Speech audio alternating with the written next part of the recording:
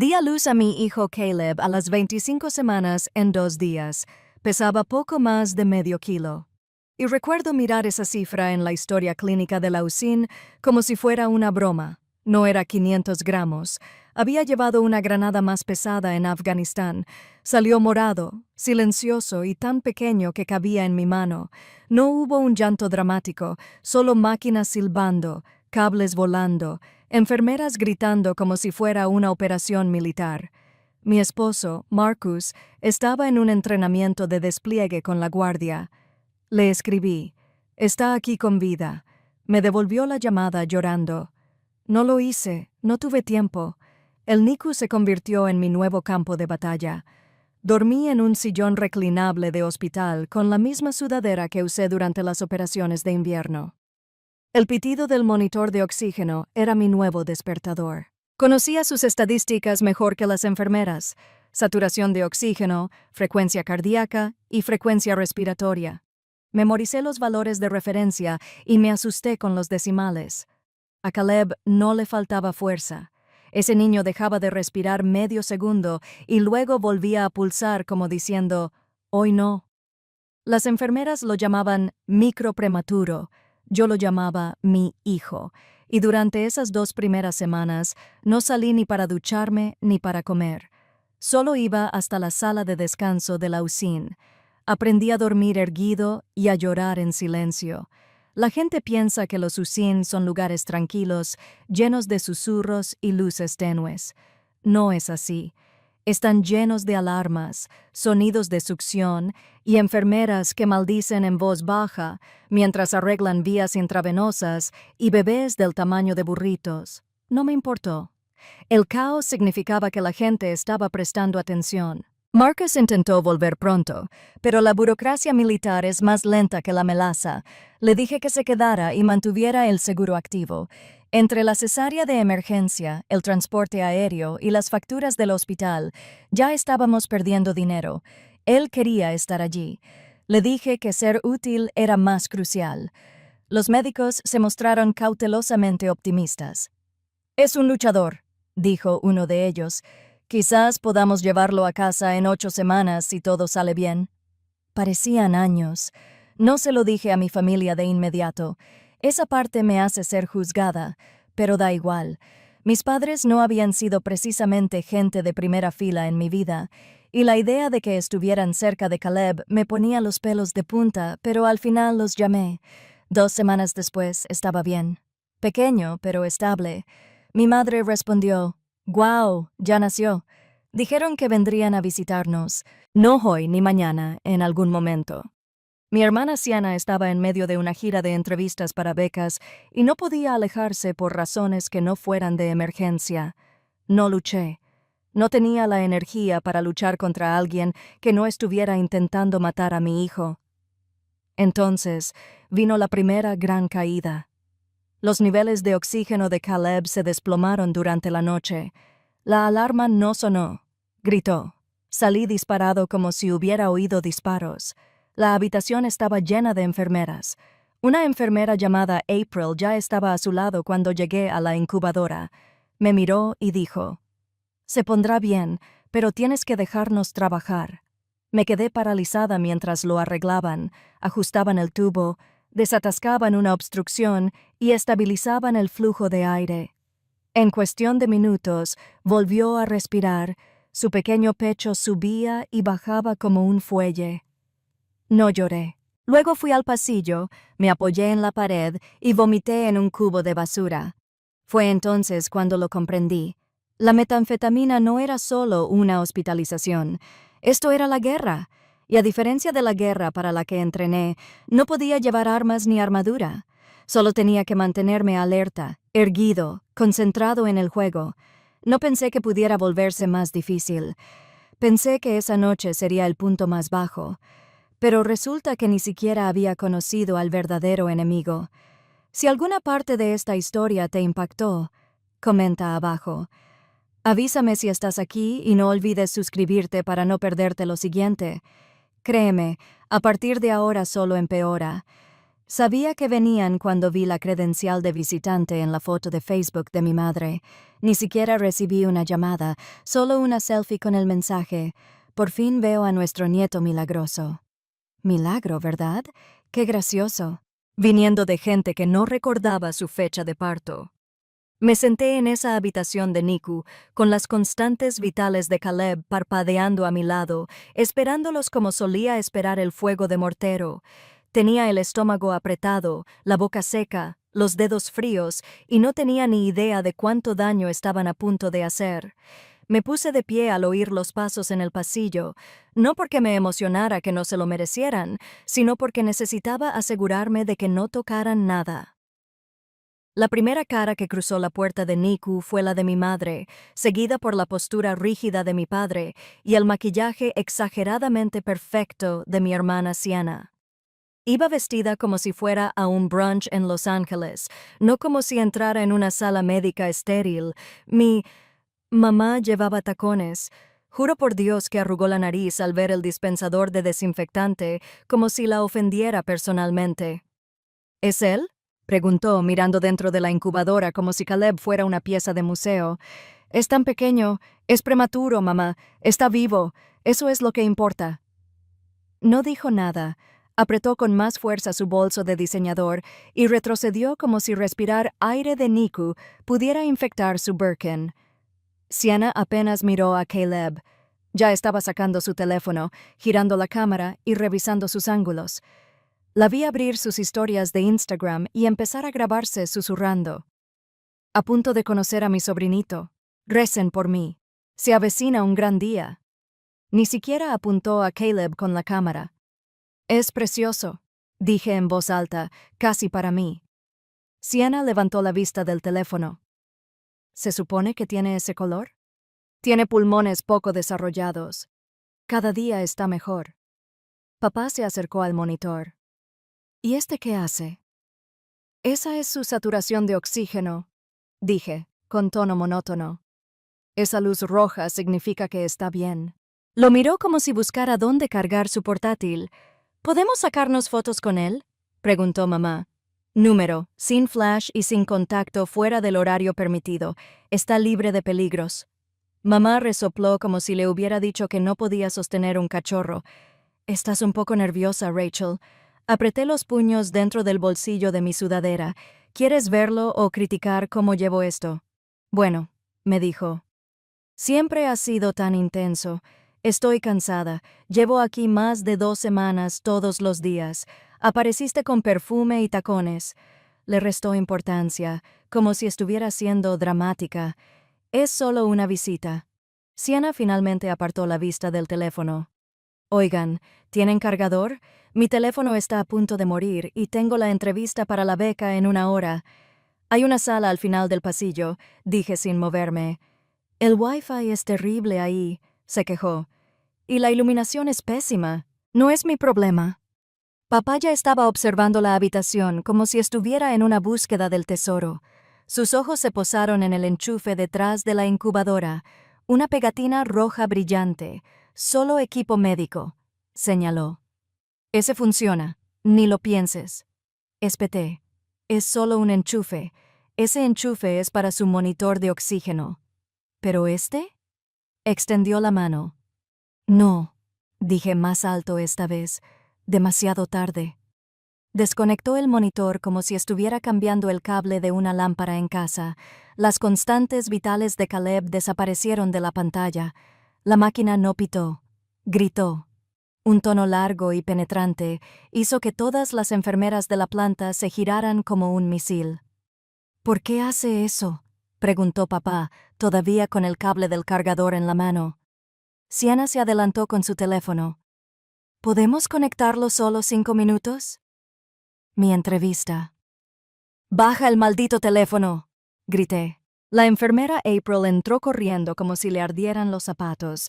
«Retrocede», ladró. El pecho de Caleb apenas subía.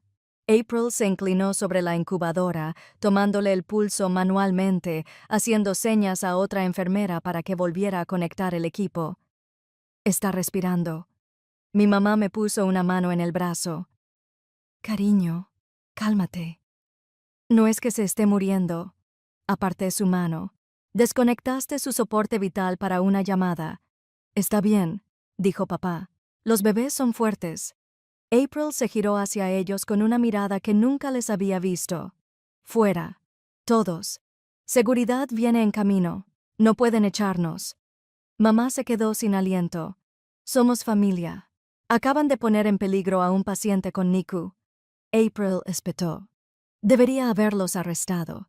Sienna seguía mirando la pantalla. Dice que solo está al 12%. Déjenme moverme. April gruñó, poniéndose delante de ella. Llegó seguridad, no lo suficientemente rápido para mi gusto, pero firme. Los escoltaron a los tres afuera mientras mis padres se quejaban de la mala educación y la reacción exagerada. Sienna los seguía, todavía con el teléfono en la mano, haciendo pucheros como una niña pequeña a la que le han quitado un juguete. Para entonces, Caleb había recuperado el oxígeno, pero solo por poco. Su carita estaba pálida y su pecho le trabajaba a tope. April se quedó con él mientras llegaba el respirador. Me quedé allí, viendo a mi bebé luchar por respirar, y me di cuenta de algo que debería haber sabido desde el principio. Mis padres no vinieron a apoyarme. Vinieron a aparecer para fotos, para publicaciones, para óptica. Ni por Caleb, ni por mí. Y los había dejado entrar. Nunca más. No me senté después de que se fueran. No pude. Todo mi cuerpo zumbaba como si me hubiera tragado electricidad. El nivel de oxígeno de Caleb se estabilizaba poco a poco, y la enfermera April se mantuvo cerca, comprobando cada conexión como si ya no confiara en nadie. No la culpé. No dijo mucho, solo asintió con fuerza y me dio un vaso de agua. No lo bebí. Me quedé junto a la incubadora de Caleb como un portero fuera de un club al que nadie podía entrar. Marcus llamó justo cuando seguridad los acompañaba a la salida. No contesté. Sabía que no podía hablar sin sollozar o cometer un delito federal por teléfono. En cambio, me quedé mirando el rostro de Caleb, pálido pero sonrojándose de nuevo, como si estuviera luchando lentamente para salir del abismo al que lo habían empujado. April levantó la vista. Ya presenté el informe del incidente y obtuvimos las grabaciones de seguridad. No tienes que volver a decirles nada. Lo tengo todo bajo control. Punto final.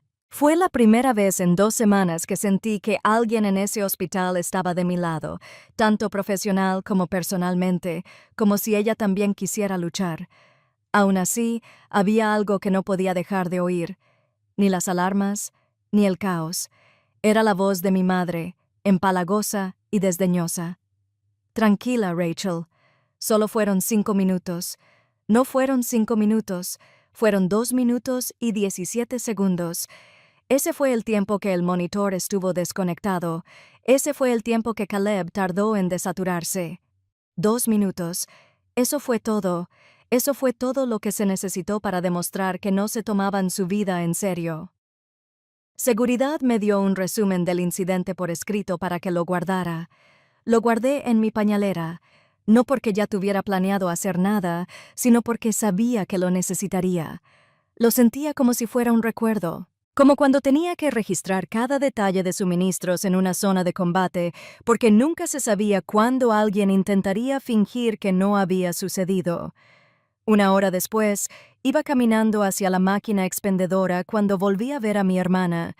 Estaba sentada sola en el pasillo, afuera de la UCIN, frente a la pared de cristal. Tenía las piernas cruzadas y la mirada fija en una mesa de networking. No lloraba. Tecleaba frenéticamente en su teléfono. Me detuve en seco. ¿Sigues aquí? No levantó la vista. Seguridad me dijo que podía esperar en el pasillo público. Solo les prohibieron a mamá y papá volver a entrar. No respondí. No iba a dejarle ni un segundo más de aliento. Entonces dijo sin levantar la vista, no sabía que haría eso, pensé que el bebé estaba dormido. El bebé, repetí. Sí, Caleb. Su voz ahora estaba a la defensiva, no pretendía que pasara nada malo. Solo necesitaba un lugar con buena señal. Hay un cargador en la sala de padres. Te dije que no es lo mismo. Las paredes de ahí dentro alteran la calidad del video. Me acerqué un paso más. Así que preferiste la señal a la seguridad. Finalmente levantó la vista. Estás exagerando. Respuesta incorrecta. Exagerando, repetí. Te quedaste ahí parado. Lo viste ponerse azul. Ni siquiera te inmutaste. Tenía una entrevista. Ella estalló. Era una gran oportunidad. ¿Tienes idea de lo difícil que es entrar en Johns Hopkins? Una entrevista, una oportunidad. Me reí tanto que 2 enfermeras al final del pasillo voltearon la cabeza. ¿Sabes qué es más difícil? Dije respirar. Cuando pesas 1 kilo y tienes pulmones subdesarrollados. Eso es difícil. Puso los ojos en blanco como si estuviera siendo dramático otra vez. No todo tiene que girar en torno a ti, Rachel. Tomaste tus decisiones. Te uniste al ejército. Te saltaste la facultad de medicina. Está bien, pero no te desquites conmigo ahora. Casi matas a mi hijo. No lo toqué. No tenías por qué hacerlo. Dije, te quedaste ahí parada mientras papá desconectaba su monitor. Lo querías. Lo necesitabas. Y dejaste que arriesgaran su vida para que la luz de fondo no parpadeara durante tu gran momento. Sienna se puso de pie. Era más alta que yo y aprovechó cada centímetro como si creyera que podía superar mi indignación moral. Estás amargado, dijo rotundamente. Estás celoso de que esté haciendo algo con mi vida. No la golpeé, no físicamente, solo dije, nunca serás médico, no después de hoy. Y me alejé. No grité, no chillé, no amenacé, simplemente le solté la verdad y la dejé allí plantada como quien, quizá por primera vez, se dio cuenta de que las acciones tienen consecuencias. De vuelta en la USIN, April arqueó las cejas al ver mi cara. ¿Estás bien? No, dije, pero estoy concentrada. Asintió como si supiera exactamente lo que eso significaba. Me senté junto a Caleb y observé cómo subía y bajaba su pecho. El monitor volvió a la normalidad, parpadeando sin parar. Su ritmo cardíaco era un poco acelerado, pero estable. Su respiración era un poco superficial, pero previsible. Estaba aguantando. Miré la cámara montada en la esquina del techo del NICU. No la había notado hasta ese día. ¿Funciona 24/7? Pregunté. April asintió. Siempre. Parte del protocolo de seguridad. Me recosté en la silla, apoyando por fin la columna en el cojín. No me relajé, pero sentí un cambio, como si hubiera encontrado algo más fuerte que la rabia. La prueba. No volví a la habitación del hospital de inmediato. Bajé primero al aparcamiento, no porque necesitara aire. No lo había hecho desde que el ejército me enseñó a correr 8 kilómetros con ganas, pero necesitaba espacio para no romperle la pared de un puñetazo. Llamé a Marcus. Contestó al primer timbre. ¿Qué pasó? Creo que intentaron matar a nuestro hijo con un cargador de móvil. Hubo un instante de silencio. Luego, me voy a casa. No, dije. Termina tu entrenamiento. Necesitamos el seguro más que tus puñetazos en la mandíbula de mi padre. Otro silencio, luego una exhalación baja. ¿Está bien, Caleb? Está respirando. Esa no es una respuesta.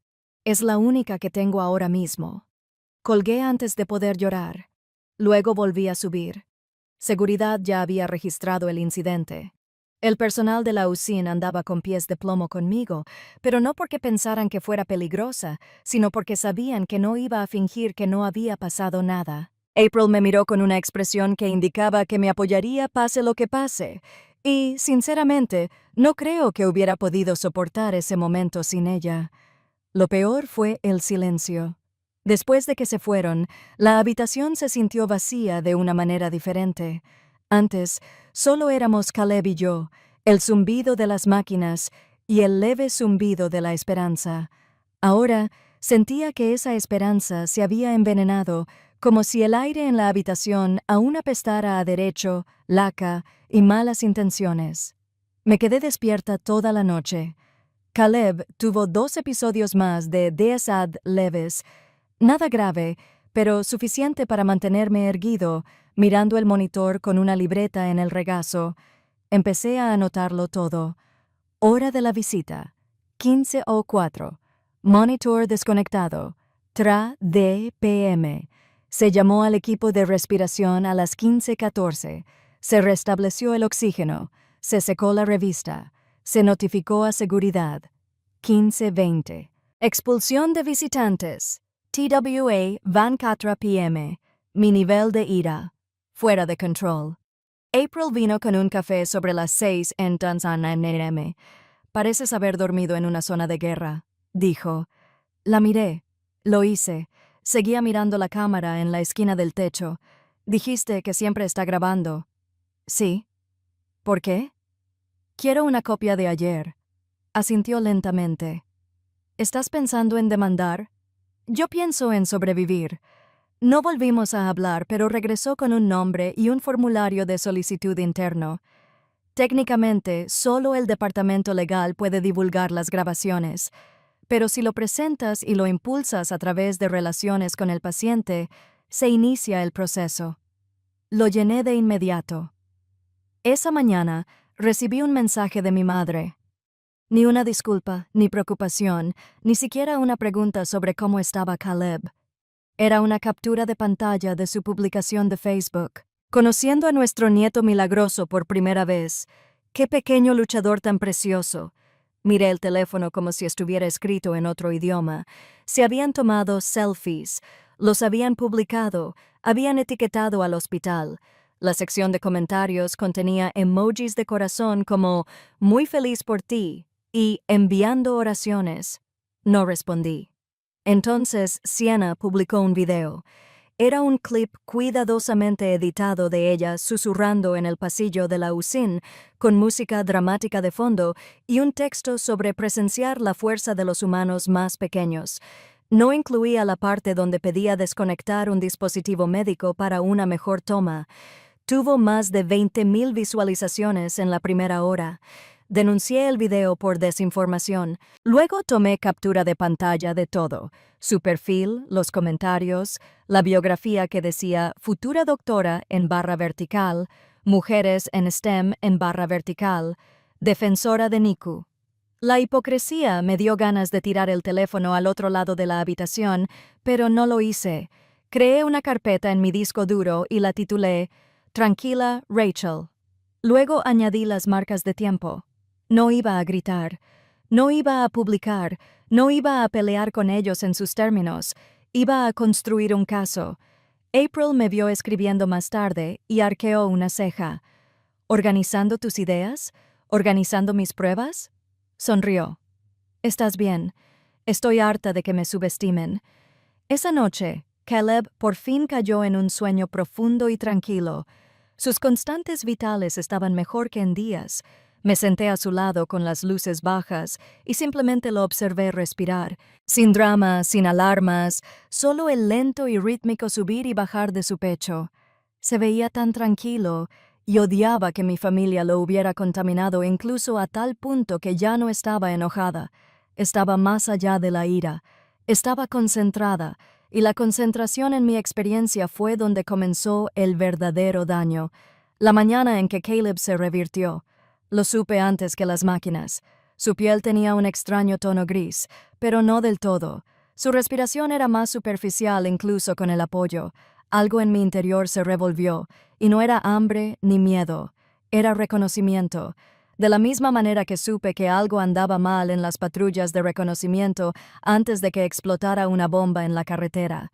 Ese sexto sentido, afinado por experiencias cercanas a la muerte y un mal liderazgo, se activó mientras miraba fijamente el pecho de mi hijo. April llegó con las rondas. Su expresión se tensó en cuanto revisó la historia clínica. Sus necesidades de oxígeno aumentaron un 8%. Asentí. Ya lo sabía. Respiradores ajustando la ventilación. Esto podría ser solo una bajada temporal. ¿Podrías hablar, Nick? Esperamos que esto no se descontrole para el mediodía. La bajada se había convertido en una picada. Caleb tuvo su primer episodio de braticardia desde la primera semana. Su frecuencia cardíaca bajó tanto que la máquina volvió a chillar. El mismo sonido, diferente causa. April y otra enfermera trabajaron en conjunto bombeando la bolsa de oxígeno. Administrando la medicación y monitoreando al paciente, volví a subir lentamente. Me quedé quieto. No hablé, no lloré, no parpadeé. Ya había pasado de parpadear. La doctora White llegó a medianoche.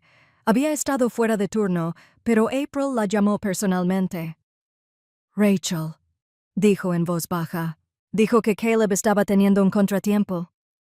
Estamos haciendo todo lo posible. ¿Qué ha cambiado? Pregunté. La doctora White dudó. Podría ser una infección, pero los cultivos no han mostrado nada. El estrés es un factor. La inestabilidad sistémica, incluso breve, puede retrasarlos días o semanas. No necesitaba un título de medicina para entender a qué se refería. El incidente de la desconexión. No fue nada. Fue un detonante. Lo vigilaremos de cerca, dijo. Miré a mi hijo, tan pequeño que parecía un error de suministro hospitalario, y sentí un crujido detrás de mis costillas. No fue un sollozo, ni pena, sino algo más fuerte, algo útil. Permanecí despierta durante 46 horas seguidas. Con cada pitido, con cada alarma, llegué antes que las enfermeras. Leí cada línea de la historia clínica. Revisé cada tubo, cada puerto, cada cable. Cotejé los medicamentos con el protocolo de la USIN. Memoricé la mitad. Marcus se ofreció a volver a casa. Le dije, no, todavía no. La segunda noche, sentada junto a la cama de Caleb con un cuaderno lleno de marcas de tiempo, oí susurros en el pasillo. Una enfermera y un técnico hablaban en voz baja. No debería haberlo oído, pero la falta de sueño agudiza el oído de forma extraña. ¿Viste ese video en TikTok? ¿El de la niña y el bebé? Sí, creo que es la familia de ayer. Desconectó el monitor, ¿verdad? Supuestamente, publicó sobre ser defensora de la NICU. Asqueroso. No me moví. No interrumpí. Simplemente lo dejé asimilar. Estaba ahí fuera. El pequeño momento de Sienna como influencer había llegado a la gente equivocada, y ahora estaba haciendo lo que mejor saben hacer las redes sociales, descontrolarse. Respiré hondo por primera vez en horas. En la bruma matutina, otra enfermera, Sonny, a quien no conocía bien, se acercó durante el cambio de turno. Parecía cansada pero firme, de esas que llevan años en activo. Se sentó a mi lado y me dijo en voz baja, ¿eres militar? Levanté la vista. ¿Era ejército? Asintió como si eso lo explicara todo. Ya me lo imaginaba. Luego añadió, no olvidamos a la gente como tú, los que no gritan cuando las cosas se ponen feas, los que observan, escriben y esperan. ¿Estás planeando algo? No respondí. Simplemente sonrió y se alejó. Miré a Caleb, con el pecho aún trabajando demasiado, el corazón por fin recuperado, y susurré, «¿Creen que esto se acabó? ¿Creen que simplemente estaré agradecido de que haya sobrevivido?» Sus dedos se crisparon ligeramente, como si estuviera respondiendo. Acerqué mi silla. Abrí el cuaderno de nuevo y escribí con letras grandes en la parte superior de una nueva página. No más advertencias. Empecé por reorganizar el cajón de suministros debajo del sillón reclinable de la USIN. No era porque necesitara limpieza, sino porque necesitaba controlarlo todo. La enfermera que me observaba no me interrumpió. Probablemente asumió que estaba anidando. No era así. Me estaba preparando. Ya había presentado la solicitud de grabación. April confirmó que el departamento legal la había recibido y que alguien de relaciones con los pacientes se pondría en contacto pronto, lo que, en el lenguaje hospitalario, significaba quizás para cuando Caleb llegara al kinder. No esperaba su cronograma. En mi época en el ejército solíamos decir, si el mando es demasiado lento, sé creativo. Esa mentalidad nunca me abandonó. Abrí mi portátil y abrí una cuenta de Gmail vieja que no había tocado en años. Era la que usaba para copias de seguridad de documentos no oficiales del ejército, formularios de seguros, las cosas aburridas, pero estaba limpia, sin vínculos, privada. Luego creé una nueva carpeta. OP, todo en orden. Dentro empecé a meter todo lo que tenía. Captura de pantalla de la publicación de Siena. Grabación de un video de TikTok. Informe del incidente de NICU. Fotos de la placa del hospital de las redes sociales de mi madre. Les envié mensajes con fecha y hora advirtiéndoles que no tocaran nada y una foto que había tomado hacía meses. Siena mostrando una bata falsa de la Facultad de Medicina para su blog mientras bebía vino de fondo. Uno por uno, le di a cada archivo un título y un número. Pruebas. Nada de quejas, nada de historias, solo pruebas. Recordé algo que me dijo un sargento una vez durante el despliegue. Si la verdad está de tu lado, no tienes que gritar, solo documenta. No estaba gritando. Estaba construyendo. Mientras Caleb dormía, escribí una lista de contactos. Ni amigos, ni familia, ni instituciones, ni juntas de supervisión, ni comités de ética universitarios, ni verificadores de referencias académicas. Hace años, trabajé brevemente con contactos de prensa en una campaña de veteranos por la atención médica. Ni siquiera sabía si esos correos electrónicos seguían funcionando. No importaba. La estructura era lo que necesitaba. El método me mantenía tranquilo. Esa tarde, Siena publicó otra foto. Esta vez era de ella, parada afuera del hospital. Pie de foto. Algunas personas se quiebran, yo me hago más fuerte. Resiliencia numérica. Mujeres en medicina numérica. La leí 2 veces, y luego otra vez, solo para asegurarme de no estar alucinando. Resiliencia. Las constantes vitales de Caleb habían vuelto a bajar esa mañana. Otro pequeño incidente se corrigió rápidamente, pero cada uno me quitó un resquicio de paz de mis nervios, que ya estaban inestables. La idea de que pudiera autoproclamarse a costa del sufrimiento de mi hijo me hacía temblar las manos, así que usé esa energía. Revisé mis archivos, encontré la fundación de becas que figuraba en su biografía, información pública, y el nombre de su comité de entrevistas también público. Entonces, escribí mi primer correo electrónico anónimo. No era una acusación, no lo editorializó, simplemente dijo: quizás deba reconsiderar la conducta de uno de sus solicitantes. Vea el video adjunto. El incidente ocurrió en la USIN del Centro Médico St. Eleanor, Cedar Falls. Adjunté el video, sin comentarios. Que lo interpreten por sí mismos. Esa noche escribí 3 correos electrónicos más al Comité de Conducta Estudiantil de su escuela, a la Oficina de Colocación de Residentes y a la Junta Nacional que supervisa la acreditación de prácticas clínicas. Cada uno presenta una versión ligeramente diferente de los hechos. Seguía neutral, seguía tranquilo, seguía siendo mortal. A medianoche había recibido 2 respuestas automáticas y una: gracias por su preocupación. Lo revisaremos.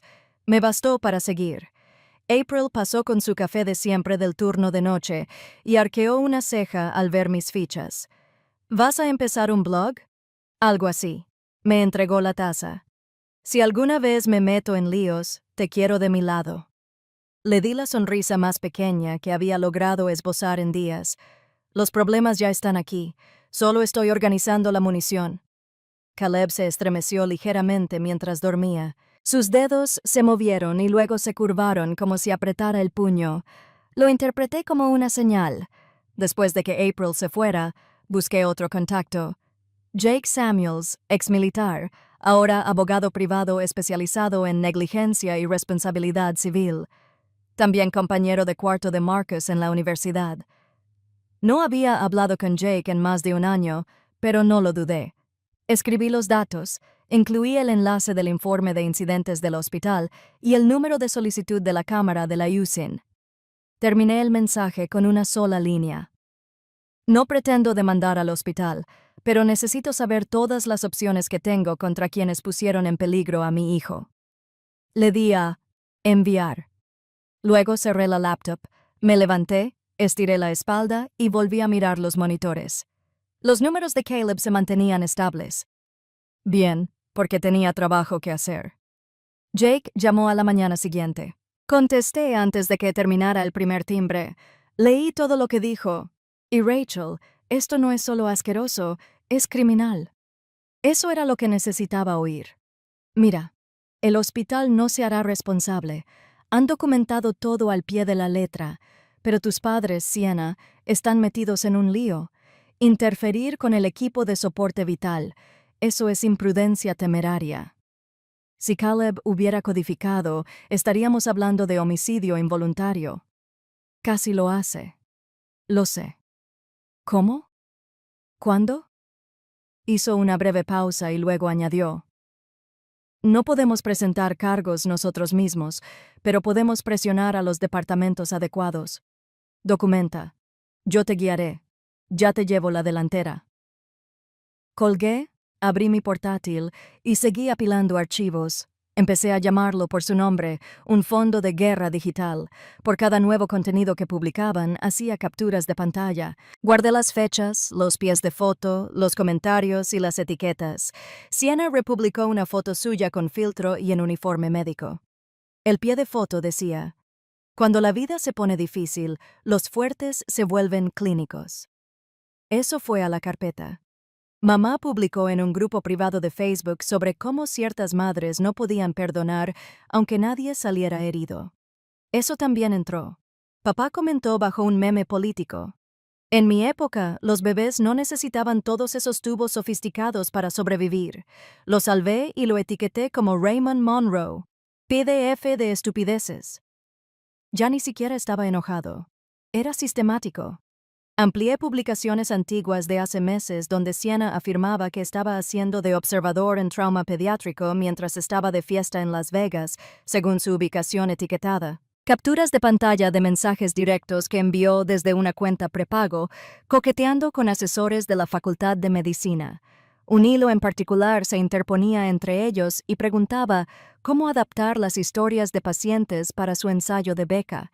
Era un fraude. Lo archivé todo. Entonces encontré algo valioso, un tuit eliminado, capturado por alguien y publicado en un hilo de Reddit que mostraba a Sienna presumiendo de haber pirateado una carta de recomendación haciéndose pasar por la asistente de un profesor. La publicación tenía 2 meses. Las respuestas no eran halagadoras. Eso fue a una carpeta aparte, etiquetada como mala conducta académica. No tuve que inventarme nada. Solo tuve que dejar de fingir que no lo había visto antes. Marcus por fin pudo hacer videollamadas entre ejercicios. Su rostro estaba delineado por la preocupación, pero cuando le conté todo lo que estaba recopilando, asintió lentamente como si estuviera viendo a alguien desmantelar una bomba, cable a cable. ¿Seguro que estás bien?, preguntó. No, pero soy productivo. Sabía que no debía discutir. Esa noche, April me avisó. Relaciones con el paciente aprobó la publicación de la grabación. La enviarán a través de Legal por la mañana. No le di las gracias. Respiré hondo y dije: estaré listo. Fin de la temporalidad. A la mañana siguiente, recibí un enlace de descarga en mi bandeja de entrada. Venía con las advertencias habituales: solo para uso interno, prohibida su distribución, protegido por las normas de privacidad. Lo hice de todos modos. La grabación lo mostraba todo. 15:12. Papá está buscando el enchufe. 15:13. Las constantes vitales de Caleb están desplomadas. 15:14. Sienna con el teléfono en la mano, cepillándose el pelo detrás de la oreja mientras los monitores gritaban de fondo. 15:16. Enfermeras apiñadas. Papá seguía con el maldito cargador en la mano. 15:20.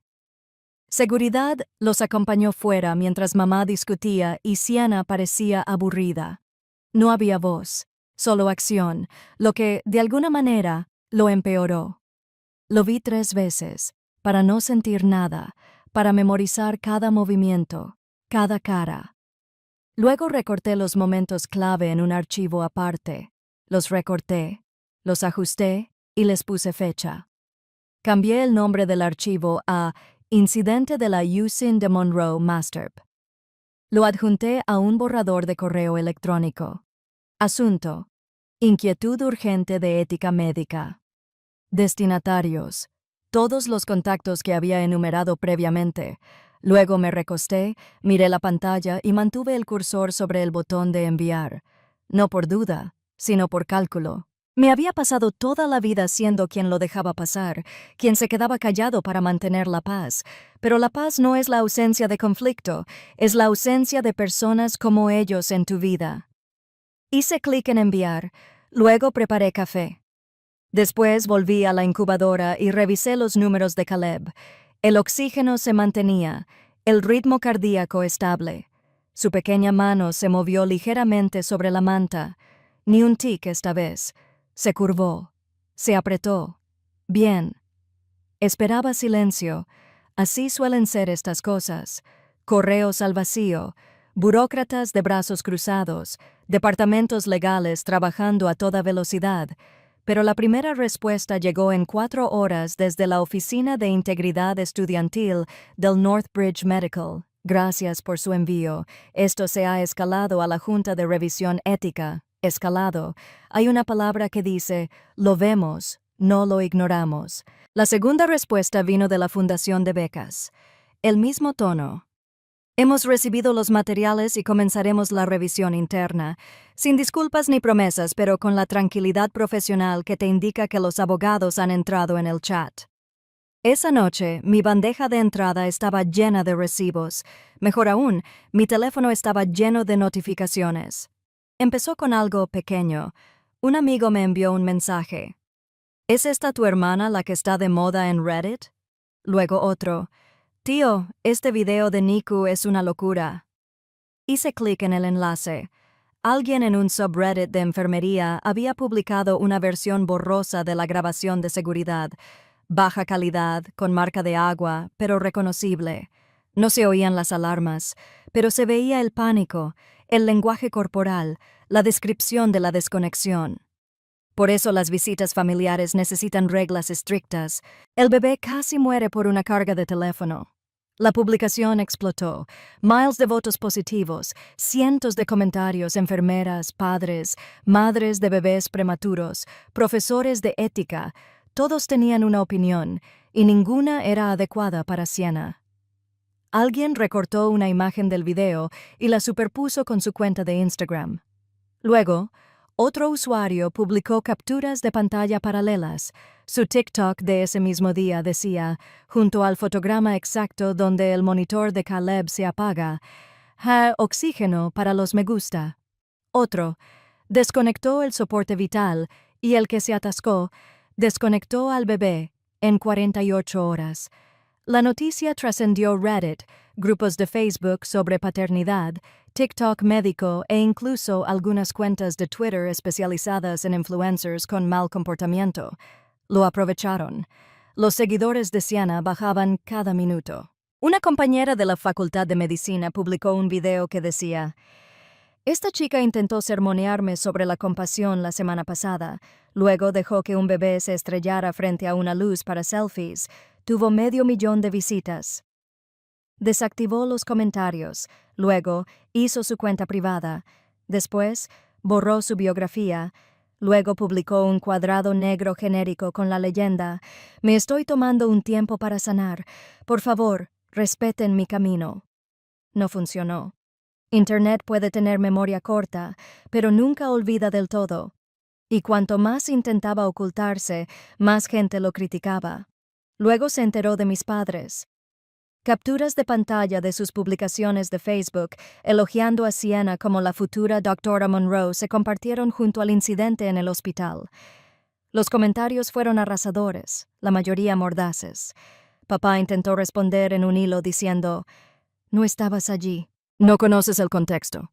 Alguien respondió: tienes razón, no estábamos allí, pero tu mano al desconectar la máquina sí que lo estaba. No me jacté, no comenté.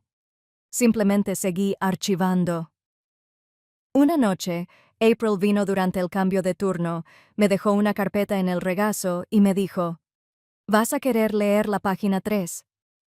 Era un memorando interno que circulaba entre la dirección del hospital que confirmaba que, debido a la atención generada por el incidente de Monroe, St. Eleanor Medical estaba implementando una nueva política de visitas para el acceso a la USIN, restricciones más estrictas, controles de seguridad y educación obligatoria antes de entrar. La leí 3 veces. Cambiaron la política por lo que hizo mi familia, porque yo no me callaba. Caleb tuvo un buen día, sin bajadas de presión, sin alarmas. Mantuvo sus niveles de oxígeno estables toda la tarde. Le tomé la mano por la ventana de la incubadora y le susurré, «Mírate». Logrando la reforma hospitalaria, él se estremeció en respuesta. Lo contaré como un saludo. Esa misma noche recibí un mensaje de una cuenta anónima, sin nombre, sin foto de perfil, solo una captura de pantalla de un chat grupal. Eran los compañeros de Sienna. Estaban compartiendo memes sobre ella. Uno decía, «Introdúcela en la clase de ética». Claramente se la perdió. Cruel, quizá, pero no inexacto. No lo reenvié. No lo usé. Ya no lo necesitaba. La situación estaba en marcha. El público ya había visto suficiente, y quienes estaban en escuelas, juntas directivas y hospitales con poder, se dieron cuenta de repente de que no podían ignorarlo sin parecer cómplices. Mi familia pensó que su reputación los protegería. Resulta que las reputaciones arden de maravilla cuando las arrojas al fuego de tus decisiones. Marcus voló de vuelta ese fin de semana. No le pregunté. Tohi simplemente apareció junto a la cama de Caleb con 2 cafés y una bolsa de lona, como si se presentara para un despliegue. Cuando lo vi, suspiré por primera vez en días. No era una metáfora, sino una respiración literal que no me había dado cuenta de que estaba conteniendo. Besó la frente de Caleb a través del islote y luego se giró hacia mí. He visto menos caos en combate activo. Le di la carpeta que había estado guardando, actualicé el botín de guerra digital y lo imprimí. La hojeó lentamente. A mitad de camino, se detuvo en la imagen fija de las cámaras de seguridad. Ese en el que papá sujeta el cable del monitor desenchufado mientras Sienna ajusta el ángulo de su teléfono. «Esto es lo que hicieron para una llamada», murmuró, «para una entrevista de beca». No dijo nada más. No hacía falta. Más tarde esa noche, abrí el Wi-Fi del hospital en mi teléfono y busqué Sienna Monroe. El autocompletado me ofreció 5 opciones antes de que terminara de escribir. Una era Sienna Monroe NICU y la otra era el escándalo de la Facultad de Medicina de Sienna Monroe. Se había vuelto viral, pero no en la dirección que ella quería. Pero lo que me impactó no fue el ruido, fue su silencio. Había dejado de publicar, de defenderse. Incluso el Facebook de su madre se había apagado. Nada de memes de la generación del baby boom, nada de publicaciones sobre la cultura de la cancelación, nada. Fue entonces cuando llamó la prima, Danielle, de Tennessee. Apenas había hablado con ella en 5 años, pero mamá le había pedido que hiciera algo para controlar los daños. Dejé que saltara el contestador, luego escuché solo para confirmar.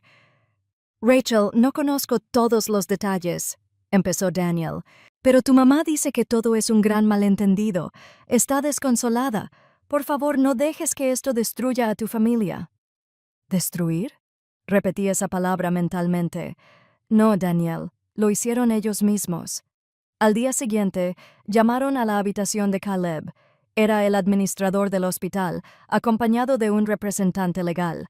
Ambos educados, ambos incómodos. «Hemos concluido nuestra investigación interna», comenzó el administrador. «Si bien no podemos hacer comentarios sobre otros pacientes, queríamos que supieras que se han tomado las medidas pertinentes con respecto a las partes involucradas». La miré fijamente. «Define apropiado». El abogado intervino. «Un miembro del personal ha renunciado. A 2 visitantes se les ha prohibido permanentemente el acceso a la UCIN y se ha informado a las autoridades pertinentes. ¿Tienen esos visitantes parentesco biológico con mi hijo? Lamentablemente sí. Bien y no». Esa noche me enteré de que habían suspendido a papá del trabajo. Trabajaba como director de logística de un hospital en otro centro. Irónicamente, era el mismo tipo de trabajo donde ignorar una etiqueta roja en un enchufe podía resultar en el despido inmediato de una enfermera. Alguien comunicó su participación a la junta directiva. Con la cobertura viral no tuvieron más remedio que actuar. Su suspensión estaba bajo revisión, el tipo de reseña que es solo un largo pasillo hacia el desempleo. Marcus se recostó en el sillón reclinable Niku, miró al techo y dijo, ¿crees que ya lo entienden? Creo que están empezando a entenderlo. No brindamos, no chocamos los 5, no hubo nada de celebración. Fue como ver una casa derrumbarse desde dentro de otro edificio. Tranquila, distante, no estaba animando, estaba observando. Me llegó otro correo. La Junta Médica Estatal había abierto oficialmente un expediente contra Sienna Monroe. Aún no hay fecha de audiencia, pero el asunto decía revisión de carácter en curso. Su sueño legal pendía de un hilo, y ella lo sacudió. April volvió a visitarla durante el turno de noche.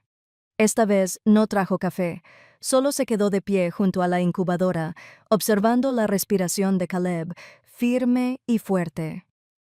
«Has estado aquí todos los días desde que nos desconectaron», dijo. «No te vas a ninguna parte. La mayoría de la gente se habría derrumbado. Presentaste informes de incidentes, presentaste un caso legal, denunciaste un fraude. Protegí a mi hijo». Asintió una vez.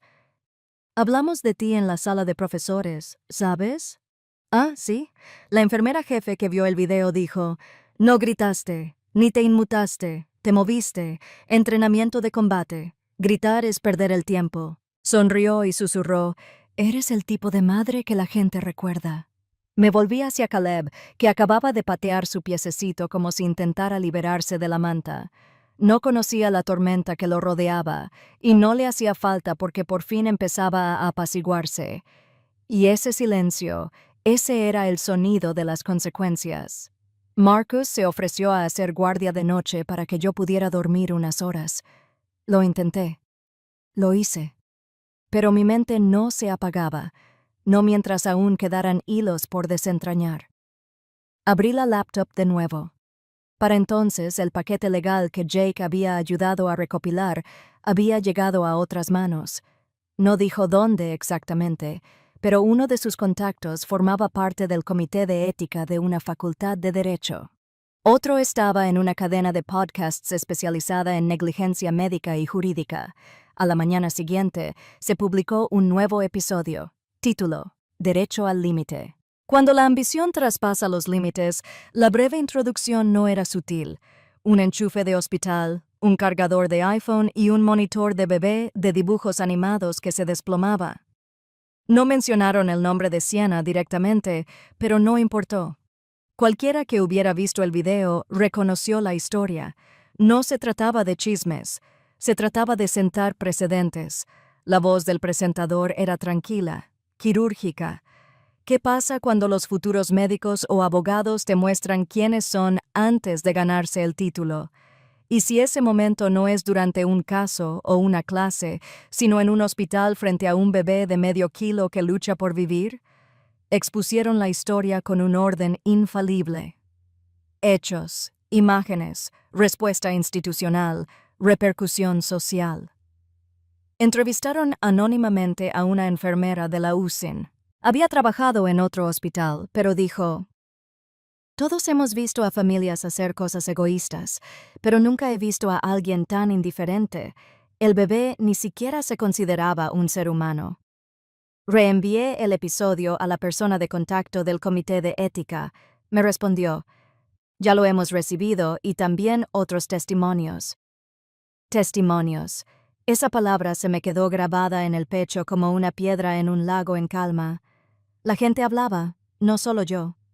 El efecto fue inmediato. La Universidad de Siena abrió oficialmente una investigación. No era pública, pero su horario de clases se quedó vacío de repente. Su perfil de LinkedIn cambió. Primero eliminaron a futura doctora, luego a estudiante de medicina, y finalmente la cuenta desapareció por completo. Su nombre empezó a ser bloqueado en los foros donde antes publicaba. Los administradores empezaron a borrar antiguas publicaciones patrocinadas por las que le habían pagado. Su rostro, que antes aparecía en todos los folletos del campus, desapareció. Fue como ver una foto desvanecerse en tiempo real. Luego llegó la actualización de la beca. La recibí indirectamente de alguien que trabajaba en su oficina de comunicaciones. Nada de información confidencial, solo una nota publicada que decía que un finalista había sido descalificado por faltas de respeto a su carácter. No sonreí, no lloré.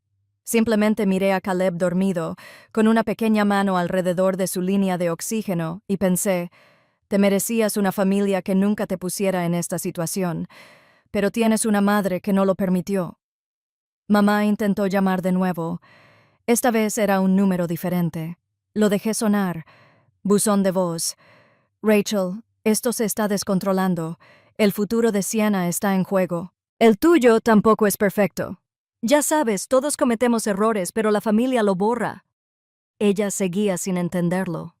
No se trataba de errores, se trataba de en quién te conviertes cuando la vida de alguien está en tus manos y decides ignorarlo. Al día siguiente, recibí un correo electrónico de un viejo amigo del ejército. Había estado siguiendo la historia desde fuera y escribió: siempre dijiste que la disciplina no se trataba de castigo, se trataba de protección. Lo estás demostrando. No respondí, solo lo guardé en favoritos. El futuro profesional de Sienna aún no estaba muerto, pero estaba en terapia intensiva, y me había asegurado de que nadie pudiera reincorporarla sin dar explicaciones. Su nombre quizá nunca apareciera en un expediente judicial, pero tampoco en un diploma. Y esa era la sentencia más dura. La primera factura llegó a su buzón el mismo día que Caleb cumplió 4 años. No era mío, era del Estado. Una notificación formal pendiente de cargos por imprudencia temeraria de un menor y manipulación de equipo médico vital. Aún no había juicio, ni sala de audiencias, solo un aviso. Pero en el mundo legal, ese tipo de aviso bien podría ser el pistoletazo de salida. Jake llamó. Van a entrar en pánico, dijo. Contratarán un abogado, lo que significa que perderán dinero. ¿Cuántos si quieren evitar la cárcel? 6 cifras. Papá no tenía 6 cifras. Mamá tampoco. Conocía sus ahorros. Había visto sus hojas de cálculo de jubilación cuando presumían de planificación financiera en cada barbacoa familiar. La casa estaba medio pagada. Su plan de pensiones 401 era decente, pero no estaba hecho para esto.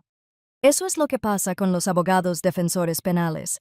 No aceptan repostería ni tarjetas de Navidad. Aceptan anticipos y mucho dinero. Efectivamente, las consecuencias empezaron a los pocos días. Papá renunció voluntariamente a su puesto en logística del hospital. La junta directiva lo aceptó con una declaración llena de vagos términos corporativos. Valoramos la seguridad y la responsabilidad en todos los niveles. Traducción: ahora eres una carga. Se acabó. Su iglesia también emitió un comunicado discreto publicado en el boletín semanal. La rotación de líderes entró en vigor de inmediato. Su puesto de voluntario se había agotado. El club de lectura de mamá envió un correo electrónico grupal sugiriendo que suspendieran las reuniones por un tiempo. Alguien más se ofreció a organizarlas, no ella. Sienna intentó quedarse con ellos un tiempo, pero incluso ella se cansó de la tensión. Una prima me contó que se había mudado y había empezado a trabajar doblando polos en un centro comercial de lujo. Les dijo a todos que era temporal. Asintieron. Luego compartimos la verdadera historia con nuestros mutuos, tomando vino. Mientras tanto, Caleb alcanzó otro hito. Alimentación completa sin la sonda. Tomé una foto. Sus mejillas empezaron a redondearse y sus ojos permanecieron abiertos más tiempo, siguiendo el móvil sobre su ojete. No sabía que sus abuelos estaban en peligro legal. No sabía que su tía se había convertido en un meme. No sabía nada de eso y no necesitaba saberlo. Pero lo hice porque el mundo no siempre protege a los vulnerables a menos que alguien lo obligue. La primera citación judicial llegó en un sobre crema con el sello de la fiscalía. No estaba en la habitación cuando lo abrieron, pero mi primo Ben sí. Me envió un mensaje. Tu papá casi se cae. Tu mamá lloró. Sienna dijo, no pueden hablar en serio. Iban en serio. Cuando se desconecta el soporte vital, la gente se pone seria enseguida. Su nuevo abogado, Whitaker, intentó contactarme formalmente y me dijo que esperaba colaborar con un enfoque restaurativo. Le respondí con una sola frase: restablezco cosas que vale la pena salvar. No hizo ningún seguimiento. El proceso previo al juicio comenzó discretamente. Mociones, declaraciones, un montón de maniobras legales que habrían abrumado a alguien sin la asesoría de un abogado especializado en negligencia médica y casado con un oficial de inteligencia de la Guardia Nacional. Registramos cada paso, cada plazo, cada presentación de registros públicos. Sienna no fue acusada formalmente, no desconectó nada, pero su nombre se incluyó en el informe. Su presencia, su inacción, su actitud, lo manchó todo. Su futura carrera como abogada se desvaneció. Su padre se declaró culpable de un cargo menor, negligencia criminal, 6 meses en la cárcel del condado y libertad condicional. Después, su madre aceptó un trato, servicio comunitario, clases de manejo de la ira y una prohibición judicial de ingresar a cualquier centro médico durante 3 años. Lloró frente al juez y rogó comprensión. El juez dijo: «Pusiste en peligro a un bebé por un cargador de teléfono. No creo que lo entiendas». Sin frenesí mediático, sin flashes, solo una sala de audiencias estéril, un juez cansado y una familia que comprendía que sus consecuencias no podían editarse, recortarse ni minimizarse con excusas. Habían perdido todo lo que usaban para instrumentalizar un estatus, una percepción, redes. Solo quedaba un bebé al que ya no podían contactar y una hija que jamás volvería a abrir una carta con su remitente. No organicé una fiesta cuando Caleb llegó a casa. Quería hacerlo. Me imaginaba los globos, los pijamas con eslóganes cursis como Nicrad, el pastel con el estetoscopio diminuto hecho de glaseado. Pero cuando llegó ese día, 3 meses después de que mis padres me desconectaran, no quería ruido, quería tranquilidad, quería paz y quería contacto piel con piel. Marcus sujetó el asiento del coche con firmeza mientras lo desabrochaba. Caleb emitió un pequeño gruñido, su llanto de presa, todavía suave pero decidido. Sus pulmones estaban más fuertes ahora. Se acabaron los tanques de oxígeno, se acabaron los tubos. Nuestra puerta principal crujió como siempre. El pasillo olía a casa. Se me cayeron las llaves. Olvidé cerrar la puerta con llave y no me importó. Nos turnamos para sostenerlo en el sofá, sin monitores que pitaran, sin relojes de enfermera, solo su pequeño latido, rápido pero constante contra mi pecho. Marcus susurró: «Lo logramos». Besé la cabeza de Caleb. Lo que hizo esa noche, me quedé sentada en su cuarto de bebé durante horas, simplemente mirándolo. Habíamos pintado las paredes de verde salvia cuando aún estaba embarazada, ingenua, y soñaba con un parto a término y una baja por maternidad normal. Nada de eso ocurrió, pero esta habitación lo esperaba de todos modos, y llegó allí, vivo, respirando, luchando. Al día siguiente, tuvimos nuestra primera cita de seguimiento pediátrica. La enfermera practicante revisó las notas de alta de la USIN y arqueó las cejas ante cada hito. «Aún no debería darse la vuelta, ¿verdad?», preguntó, viéndolo girarse hacia un juguete. «No sigue las reglas», dije. Sonrió. «Que siga así». En la sala de espera, hablé con una madre a mi lado. Tenía gemelos, también prematuros, ahora pequeños. Uno tenía una cicatriz de una cirugía de corazón. Me preguntó cuánto tiempo llevábamos en la USIN. Le dije. Ella asintió como si entendiera. Luego preguntó nuestro apellido. Cuando se lo dije, su rostro cambió. «Espera», dijo lentamente. «Tu hijo salió en las noticias, ¿verdad?» Me preparé. «Sí, por desgracia. Eres Rachel Manu». Asentí. Parecía atónita. Luego sonrió ampliamente. «Dios mío, La firma de mi esposo se llama Morrison y Albright. Fue el socio que entrevistó a tu hermana. Parpadeó. ¿De verdad? Pregunté. Se inclinó como si estuviéramos contando historias de guerra. Ahora le cuenta esa historia a todo el mundo durante la incorporación. La chica del cargador. Así la llaman. No es por burlarse, solo como advertencia. Una advertencia sobre el carácter, sobre en quién confías para representar a los clientes cuando las cosas se tuercen. No supe qué decir. Ella siguió hablando. Él dijo: esa grabación cambió la forma en que seleccionan a los solicitantes. Ahora añadieron un segmento completo sobre ética, y siempre mencionan a tu hijo. Lo llama la cláusula Caleb. Me reí. No pude evitarlo. Miró a Caleb, ahora dormido en su portabebé, con las mejillas sonrojadas. Nos salvó de un error, dijo. Tu bebé salvó a mucha gente. De vuelta en casa, me quedé en la cocina mientras Marcus preparaba café y le contaba lo sucedido. Asintió como si tuviera todo el sentido del mundo. Ella quería ser doctora, dijo, pero él se convirtió en el que curaba a la gente. Más tarde esa noche, volví a ver el video. No era el de Niku, sino el del primer baño de Caleb en casa. Chapoteaba como un campeón, pateando, y el agua salpicó por todas partes. Lo envolvimos en una toallita con una capucha con forma de cabeza de oso. Parecía confundido y presumido a la vez. Ese fue el video que le envié a la doctora Simmons, su especialista en la USIN. Respondió de inmediato. ¿Es este el mismo bebé que no podía respirar solo hace 2 meses? Le respondí. Te dije que es terco. Me respondió con una sola línea. Claro que sí, ambos lo son. A la mañana siguiente recibí una carta por correo, no de mis padres, sino del Comité de Ética del hospital. Me agradecieron la pronta denuncia, la documentación clara y mi notable serenidad bajo una tensión emocional extrema.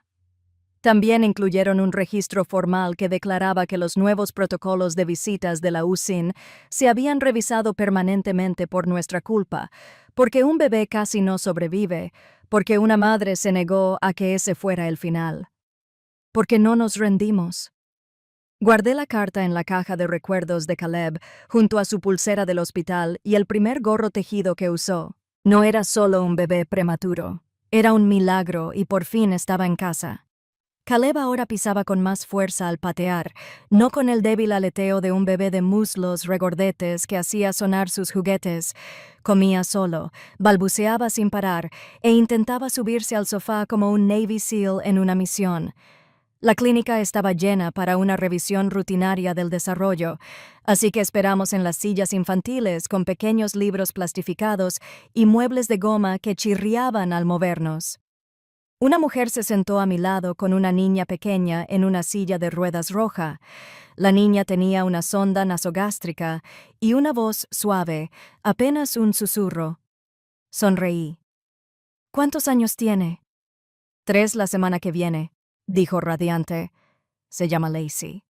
Miró a Caleb. Ya es grandecito. Nick, ¿tú también? Asentí. Se hizo un silencio entre nosotros, de esos que solo los padres de Niku entienden. Entonces ladeó la cabeza. ¿Eres Rachel? Parpadeó. Sí. Extendió la mano. Soy Jennifer, de mi esposo. Bueno, trabaja en el departamento de Derecho, Morrison y Albright.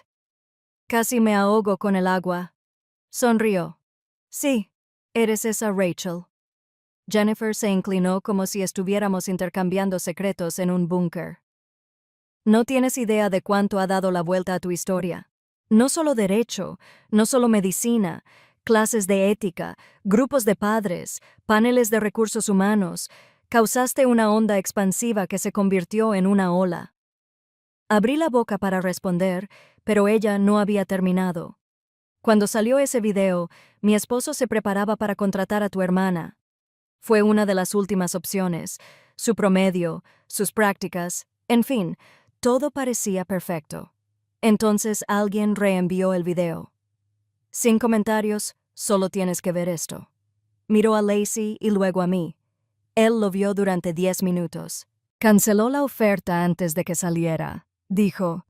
No puedo poner a alguien así delante de una familia en duelo. Tragué saliva. No sabía hasta dónde llegó. Nos llegó. Ya es suficiente. Tocó su teléfono. Hay un chat grupal de socios de 3 despachos de abogados. Todavía lo mencionan. No con mala intención, solo como advertencia. No sabía qué decir. Jennifer llenó el espacio. Puede que tu hijo nunca conozca el alcance completo, pero la gente contará su historia mucho después de que nosotros hayamos terminado de contar la nuestra. Se puso de pie cuando llamaron a su hija, luego se giró y añadió: Gracias por defenderte, por decir que no. Después de que se fueron, me quedé mirando a Caleb. Se aplastó una rodaja de plátano en la mejilla y se rió como si hubiera descubierto la comedia. No sabía que, al otro lado del país, una chica llamada Lacey crecería viendo a un tipo diferente de profesional en su vida gracias a él. No sabía que un profesor había presentado su historia como un caso de estudio moral en un aula de derecho. No sabía que el bebé, que casi no sobrevive, había obligado a toda una industria a replantearse qué clase de personas merecen el poder. Solo sabía que los plátanos eran divertidísimos. De camino a casa, le pregunté a Marcus, ¿crees que alguna vez preguntará qué pasó realmente? Quizás. ¿Qué le decimos? Marcus miró a Caleb por el retrovisor. Le decimos la verdad, la parte que importa, que cuando alguien lo puso en peligro no nos quedamos paralizados, no corrimos, nos quedamos de pie. Miré por la ventana. Los árboles que caían ardían rojos, el cielo estaba limpio. Y en algún lugar de otro estado, mis padres vivían en una casa más pequeña, con la seguridad social y un apellido que ya no los invitaba a ningún sitio. Sienna doblaba vaqueros en una tienda bajo luces fluorescentes, y su título de abogado era un recordatorio enmarcado de lo que perdió por una llamada. Y Caleb, él se hacía más ruidoso, más fuerte, y, en definitiva, hermosamente inconsciente de que ya había cambiado el mundo con solo sobrevivir. El último sobre llegó sin remitente, solo un nombre escrito en la solapa con una letra que reconocí demasiado bien. Mi prima Audrey. No había tenido noticias de ella desde el juicio. No lo abrí enseguida. Estaba en el mostrador, junto al camión de bomberos de juguete de Caleb y un paquete de toallitas húmedas, mirándome con furia como si me estuviera retando. Marcus no dijo ni una palabra al verlo, simplemente arqueó una ceja. Ambos habíamos aprendido que algunas cosas no merecían ser revisadas, pero la curiosidad no siempre es silenciosa. Esa noche, después de que Caleb se durmiera con su estetoscopio de plástico en una mano, abrí la carta.